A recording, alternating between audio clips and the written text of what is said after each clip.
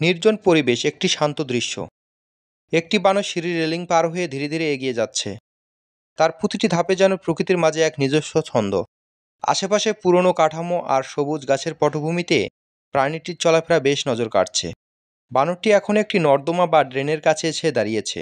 শহরের পরিবেশে এমন একটি বন্য প্রাণীর উপস্থিতি আমাদের মনে করিয়ে দেয় প্রকৃতির অংশ হিসেবে তারাও আমাদের আশেপাশে নিজের জায়গায় করে নিয়েছে।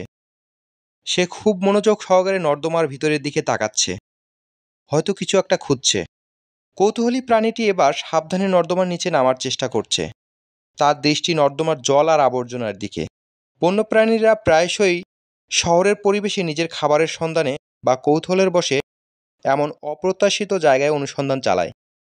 এই বানরটি তার ব্যতিক্রম কোনো কিছুই করেনি। সে এই ড্রেনে তার খাবার খুঁজে পেয়েছে এবং সেই খাবারটি সে খুঁটে খুঁটে খাচ্ছে। পরবর্তী ভিডিও পর্যন্ত পাশেই থাকবেন। ধন্যবাদ সবাইকে।